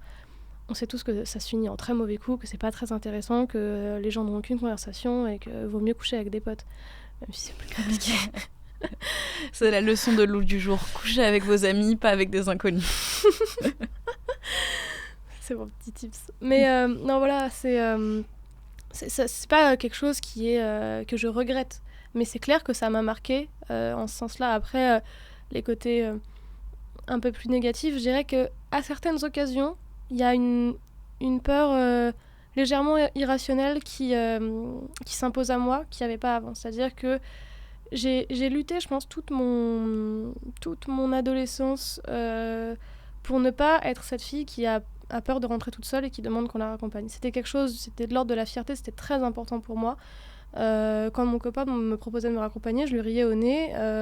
J'étais cette fille qui pouvait rentrer à 4h du matin dans n'importe quel quartier et qui était à l'aise. C'était un peu ma fierté. Aujourd'hui, clairement, il y a des moments où je dis à des potes, je me laisse pas rentrer toute seule. Je le fais pas tout le temps. Il y a des fois où j'y arrive très bien, mais il y a des moments où soit que le lieu me rappelle des trucs pas fous, pas forcément, je veux dire, mon agression, mais juste j'ai toujours été archi angoissée par les parcs et les bois. Je trouve que c'est les meilleurs endroits pour agresser quelqu'un. C'est sombre, il y a plein de talus, enfin bref. Voilà, s'il y a des viewers qui nous écoutent, les parcs. Non, mais je crois que c'est des histoires que j'ai entendues qui m'ont marquée. Mais voilà, il y a des gens, c'est les parkings, il y a des gens, moi, c'est les parcs et les bois. Ça me terrifie. Donc voilà, soit que l'endroit me fait peur, soit que je me sens vulnérable ce soir-là. Enfin, ça m'est arrivé. Voilà, il y a cette petite inquiétude qui est peut-être un peu plus présente. Et ça m'est arrivé 1 ou 2 fois de me retrouver un peu coincée dans des retours de soirées qui mal engagées où j'avais pas prévu ça, mais finalement je me retrouve à rentrer toute seule par un quartier, par un chemin hyper compliqué avec plus de batterie. Ce genre de retour un peu bourbier, ça m'est arrivé 1 ou 2 fois, et du coup de vraiment me mettre dans un état de stress, pas de panique peut-être pas, mais vraiment d'angoisse quand même. Et ça monte très graduellement, je me rends pas compte, et en fait quand j'arrive chez moi ou quand j'arrive dans un lieu que je considère sûr, je me rends compte que je suis complètement en panique depuis le début, depuis le retour, et que ça a été hyper éprouvant. Alors que, comme je te dis, avant je le faisais sans y penser. Et du coup, ce genre d'expérience un peu naze fait que maintenant, je préfère ranger mon orgueil dans ma poche et dire à un de mes potes ce soir tu me raccompagnes. Enfin, pas ce soir tu me raccompagnes, mais ce soir on rentre ensemble, tu me préviens quand tu pars et on y va ensemble. Parce que j'ai pas envie d'être dans ce truc d'angoisse. Et ça, je pense que c'est une marque de cette expérience un peu nulle. Et par rapport à la perception de toi-même, au rapport à toi-même, est-ce que tu penses que ça a changé quelque chose ? Pas trop. C'est peut-être naïf, hein, j'en sais rien, mais j'ai pas spécialement l'impression. C'est pas le conflit avec moi-même. Le conflit, c'est vraiment est-ce que j'ai le droit de m'approprier cette souffrance, parce que j'ai entre guillemets disons je me suis très bien remise de cette mauvaise expérience. J'ai pas de grosses traces, et du coup c'était pas une expérience avec il y a eu aucune brutalité au sens où je parlais tout à l'heure, donc c'est plutôt mon conflit perso, il est vraiment là. J'ai pas spécialement de mal à me... Enfin, si on omet ce truc-là, j'ai pas spécialement de mal à me dire victime. Je suis beaucoup plus en conflit avec l'idée d'admettre, c'est un des travaux que je fais en ce moment, l'idée d'admettre que j'ai été victime de violences physiques au sens de... justement pour le coup de proches violents, de brutalité, de coups, sur de trucs. Ça, c'est en travail. On verra où ça arrivera, cette histoire. Mais en ce moment, je me pose la question de me dire, est-ce que je peux considérer que j'ai été une femme battue ? À nouveau, je pense pas. Je pense que ce serait s'approprier un truc que de dire ça, c'est peut-être un peu extrême, mais... pour le coup, le fait de faire face à ce genre à avoir subi ce genre de violence-là, c'est beaucoup plus difficile. Ça me renvoie une image de moi faible, qui n'a pas su se sortir d'une situation, etc. J'ai beaucoup plus de difficultés à accepter ça. C'est peut-être parce qu'on a beaucoup parlé des femmes qui ont subi des agressions sexuelles, et il y a plein de grands modèles d'actrices hyper admirables qui ont très bien su dire oui, j'ai été victime d'agression et ça ne change absolument pas qui je suis, ni ma réussite, ni quoi que ce soit. Donc peut-être que je suis plus à l'aise à me dire il y a ce truc, toutes les filles que je connais ont vécu des agressions, absolument toutes, et donc des agressions sexuelles. Donc évidemment que ça change absolument pas qui je suis, ça change pas la femme que je suis, ça fait pas de moi, ça fait rien de moins quoi. Alors que les violences, c'est peut-être un sujet qui est encore très tabou. On a plus de mal à dire, j'ai la sensation qu'on a plus de mal à dire j'avais un petit copain violent, j'avais un petit copain toxique, je me faisais frapper par mon père, j'en sais rien, enfin j'invente, mais ça, pour moi vraiment là, dans mon cheminement à moi, c'est plus difficile d'assumer ça socialement que l'agression qui pour le coup me met plutôt à l'aise. Après, je me voile pas la face, je suis aussi à l'aise de parler de cette agression parce que je suis entourée d'amis en qui j'ai totalement confiance, à qui j'en ai parlé, à qui j'ai eu des retours super bienveillants. Dans un premier temps, j'en ai parlé à personne, hein, clairement. J'ai dû le dire à 2 personnes, parce que j'avais besoin de le dire, et puis ensuite, plus personne pendant un moment. Puis au bout de quelques mois, avec justement les histoires de Polanski qui remontaient beaucoup, j'ai appris à le dire comme ça, et à le dédiaboliser. Et c'est quelque chose que je considère comme intime, donc j'aime pas que les gens me forcent à le dire. Si je te l'ai pas dit, je vois pas pourquoi tu viens m'en parler. Ça vraiment, ça m'énerve quand les gens ils cherchent un peu à savoir et un peu à comprendre. Mais c'est pour ça que t'es si féministe, c'est parce qu'un jour on t'a violée, MDR. Mais par contre, si c'est quelque chose que si je suis avec quelqu'un à qui ça me dérange pas, avec qui ça me dérange pas de discuter de ce genre de truc, j'essaye de le banaliser et d'en faire quelque chose. Oui, moi ça m'est arrivé tel truc et puis voilà.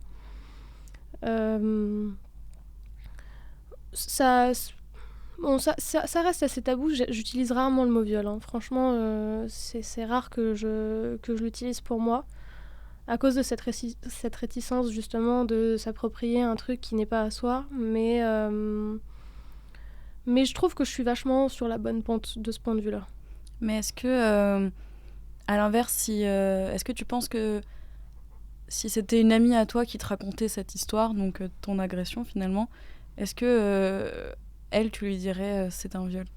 Alors, ma philosophie là-dessus, parce que ça m'est malheureusement arrivé très souvent d'avoir des amis qui venaient avec des histoires pas jojo, ma philosophie c'est de jamais dire c'était un viol.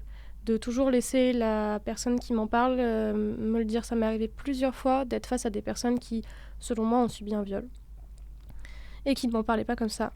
Et qui n'en avaient pas du tout conscience, enfin vraiment, je pense. Et j'ai toujours pensé qu'il fallait pas l'imposer.